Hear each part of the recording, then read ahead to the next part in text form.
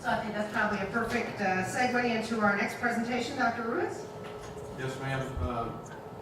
Joey is going to give us some information with regard to the status of our energy conservation program and break it down for us so we can see exactly where we're saving money and maybe talk a little bit about the program as well.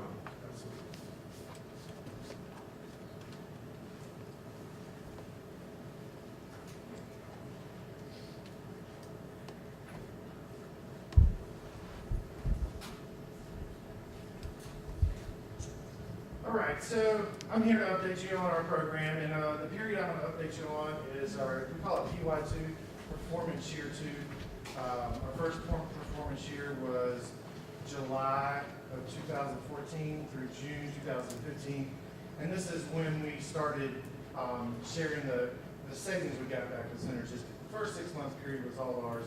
Our performance year started July 1/14. So this is our second performance year. We just ended at the end of June. All of our bills aren't in yet, so I wasn't able to report June numbers, but we'll have those very soon. So as you saw on the check presented, our cost avoidance today is $1.475 million, which is 20.6% of our budget. And this is a huge number, and I'm proud of it. I don't know what else to say about it, and it's a really big number. And I'm glad I'm able to be a part of that.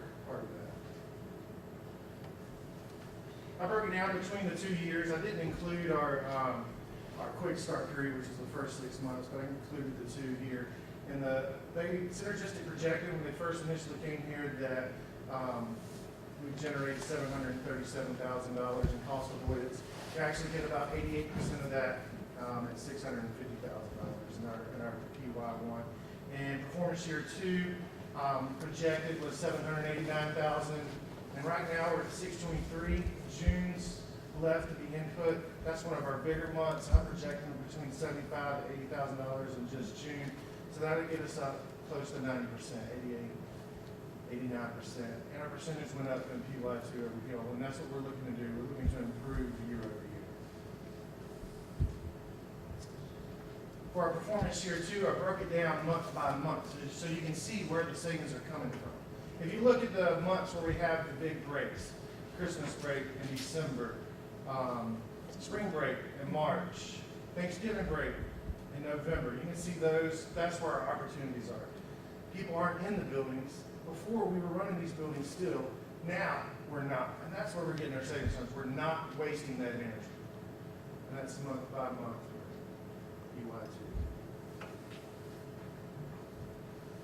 Now we talk about cost avoidance. I like to explain it every time I talk about it, just so everybody has a good understanding of it.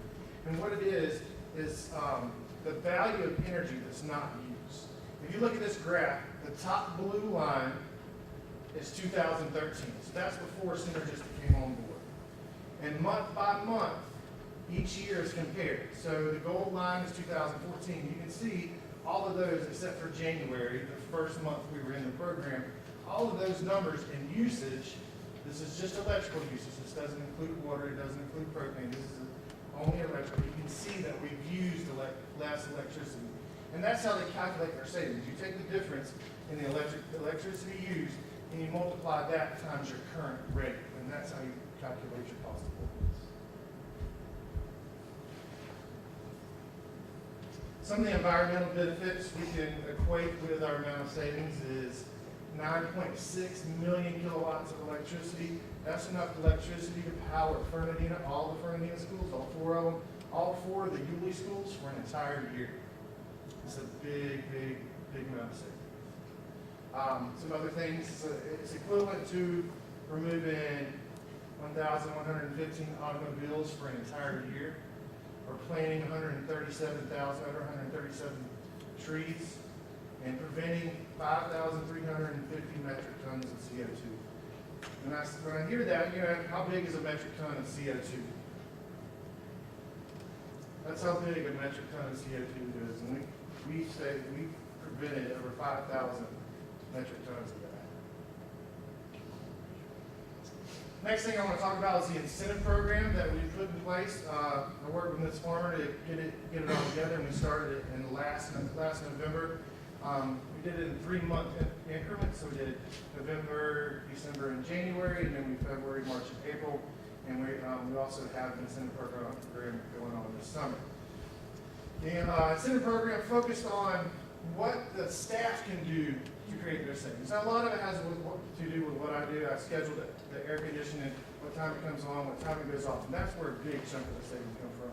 What I wanted to do, give back, and I wanted the teachers to be accountable for the things that they could do to help save money.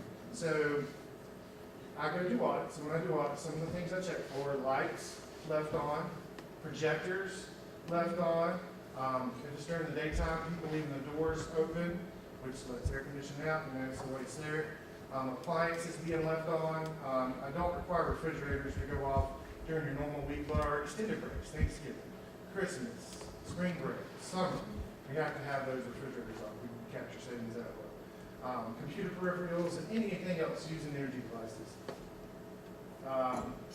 We did those audits during occupied times, unoccupied times, and during shutdowns. So that's when those were, and they got a grade on each audit they did, so that was part of their score. They also were given a chance to have bonus points to not request air during certain periods. For example, at Thanksgiving, it's mild weather. If you come to work, the buildings aren't going to get above 73, 74 degrees.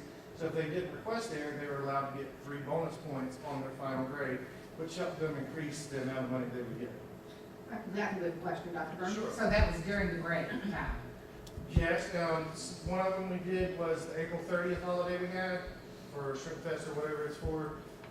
If they didn't request that, they got 1 bonus point for that day. A couple of Martin Luther King was another bonus point for that day. So I actually have a spreadsheet here that kind of breaks it down. You can see it a little further. And at the end, the money they were awarded was based on their final overall score, 90 to 100, 750, and so on. You can see there. You see that most of them received the max amount of $1,500. A few were below, but we're all working to get that. This is a spreadsheet I'm talking about. I hope the numbers are large enough for you to read. I actually did February through April 1st here on the program, but you can see the lines there, the 20, 25, 20, 25, 30, and 25, those are all my audits. That's how much the audits were. The scores they received are out the side, and then all of that is averaged right there in the red column where it says average. The bonuses they were allowed to receive during the second quarter there was the spring break 3-point bonus and the Shrimp Fest 3-point bonus and 1-point bonus. Final scores are there, and you can see who earned what. We only had 2 schools that didn't earn. They were right at, they were like 88, 89%. So this is the first quarter that we did from November, December, and January. First bonus was Thanksgiving. Second bonus was winter break. So that's the 2. I guess we didn't do the bonus for Martin Luther King last year. That's their earnings there.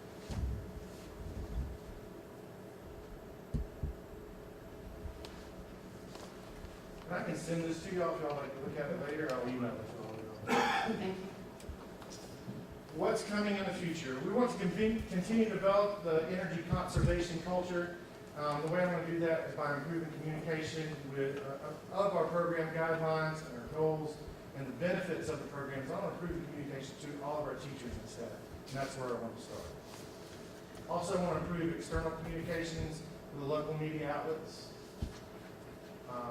We're going to continue the incentive program. We're still going to do a 6-month period. We're going to start at a different time. I have plans for that. I haven't finalized it. I'll be meeting with Sue Farmer before too long to finalize the plans for that. I'm also currently working with utility providers to make sure we're on the right rate for each school. Some of them, it looks like we're doing a pretty good job. I think, just like everything before, Kevin Burnett was on top of things. We're already on the right rate that's giving us the most savings. But I'll continue working with those to see if we can find better rates on individual schools or individual meters. A big part of my job is to make sure that all of our facilities are operating efficiently, making sure we aren't wasting energy, making sure the air is coming on at the right time, it's going off at the right time. So we'll continue that. And our mission to maintain safe and comfortable school environment, that's our #1 goal. It's not all about saving money. first and foremost, we want the kids, the students, to have an environment where they're comfortable learning. You know, it's not 100%, but we do our best to make sure they are comfortable. So, we have a promotional video that was shot here in May. Dr. Ruiz participated in it, Kevin Burnett, myself, a few others throughout the county participated in it. Synergistic is going to use it as a personal video for them, as well we can use it for us as well. So tonight's the premiere. Only a few people have seen it, so I'm excited to show it to y'all. I tried to show it a couple of months ago, or beginning of June. Things didn't work out, so we pushed it back to here, so I'm really excited for it to be shown tonight. Also wanted to be tucked closer to the district website, so anybody that would like to see it can view it there. And I'm going to share it with principals because I think it's a good way to get the message out to the staff. So without further ado.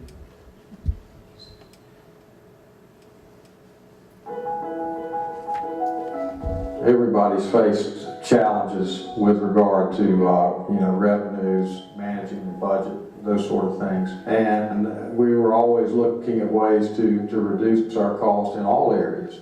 We did a lot of work with energy management systems, especially when we built new facilities or had major renovation or remodeling projects that occurred in the district. And we felt like that we were doing a pretty decent job in conserving energy and trying to contain our energy costs, but we needed to do more.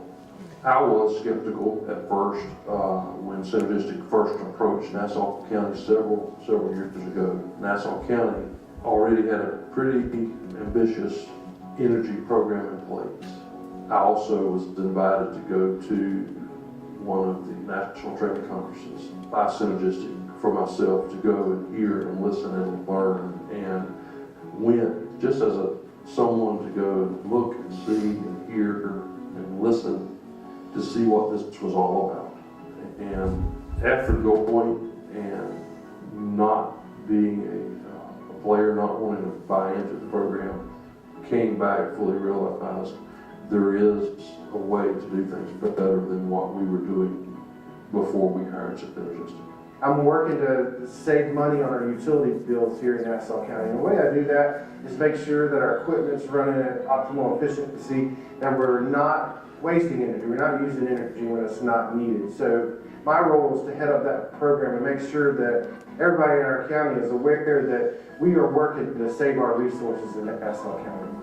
We're creatures of habit. We see things and we see them sometimes and we begin to overlook them and we don't see them anymore. So they, in our minds, they go away, or in my guys' minds, they go away. Joe goes out and does an audit, and we'll see, for example, an outside air dam that should be closed, but he knows it's open partially or fully or whatever, and he will write it up. And this is just one example of hundreds of things that I've noticed since it's been here. The following day or the following Monday, a work order will be issued to my folks and they will go and take care of the problem. So, which ultimately leads to energy savings, which equals dollars saved by the district. But I can call Joey, email Joey, text Joey at any given time, and I always get a positive response.